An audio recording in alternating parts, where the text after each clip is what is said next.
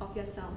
Thanks for having us here at the Cards and Payments Asia 2013. My name is Shubhrendu. I am the General Manager for CSAM in Asia Pacific, and I handle the business and operations for mobile wallets and transactions in Singapore.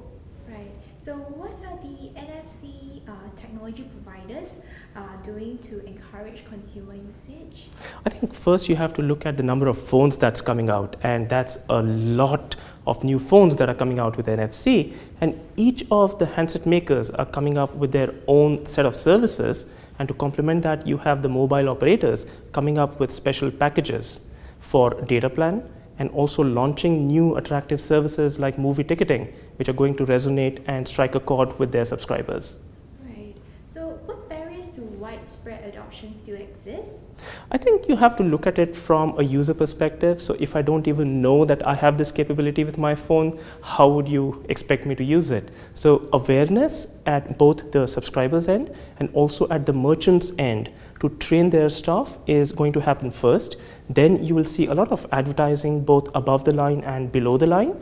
And after that, you will see a trend of people using the services when they observe their friends and family doing it in front of them. So there's going to be a lot of peer effect that we see for NFC services. Right. So how successful have mobile wallets been so far? And what are some additional functionalities that mobile wallets might have in the future? Given the limited number of phones, given the limited number of places where you can use those, I would say they have been moderately fairly successful. In terms of new services, you will see them reaching and touching your daily lives even more than before. So things that you do daily, twice a day, like taking the MRT or taking the bus, will become a reality soon. We are also looking at things that you do for leisure activities that are part of your lifestyle, like watching the movies, getting a discount on the popcorn, also becoming a reality very soon. So all of that will make it very close to how we live our lives today. And that's when you will see a big uptake on these services. Right. So more consumers own an NFC-enabled device now. So how can we then encourage the habit of using NFC?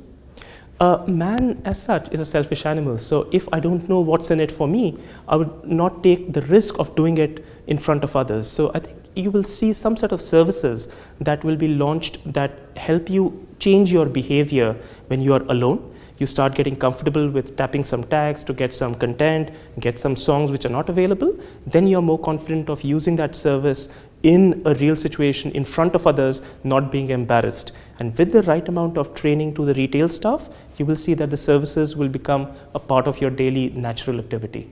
Right. So are there any successful examples that you can quote?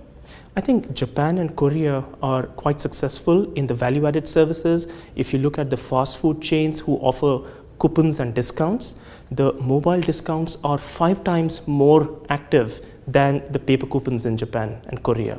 If you look at the way the applications for coffee chains in the US are moving, they are moving lots of money with their mobile application. So you have applications which are popular not just in Asia, but also in Europe and North America, and you will see a convergence of the best cases from both these markets, which will now take place in the next 12 months.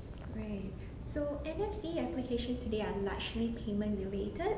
So do you think that NFC will be more well known for non-payment applications in the next few years? I think the real success of NFC is when it becomes unknown completely and nobody talks about it, because you go about your daily lives without knowing that there is NFC behind it. So getting an offer or a coupon when you're walking past a store, getting a check-in done physically with your phone, getting the best deal on your card depending on which cards are in your wallet and who has the best offer, and then being also able to get the digital receipts back and not having to file expense reports if you are working, or not having to go through paper coupons and tickets. I think that's when it starts touching our lives, and then it really becomes successful because nobody even wants to talk about NFC. Okay, so is this your first time to this event? I have been associated with Cards and Payments Asia for almost 7 to 8 years now. So I have been a part of the NFC World Asia since the first edition. I have spoken at most of these events, and it truly amazes me on the progress that the industry has made. And now is really the time when the technology is taking a back seat and the services are really on the center stage. So we are very excited that nobody wants to talk about NFC as a technology, but everybody wants to talk about mobile, mobility, and the services that will touch the lives of the daily men and women. Right. So how do you find the conference and exhibition so far? I think it's different compared to what we had in terms of the floor layout, and there was certain attachment to Suntec, but this certainly is the iconic location for media and conferences in Singapore. We find the facilities to be top notch. We find the staff to be professional, and also in terms of the delegates, we see a right mix, not just from the operators and the banks, but also from the retailers, the over-the-top players, the internet players. So it's really exciting to see everyone under the same roof.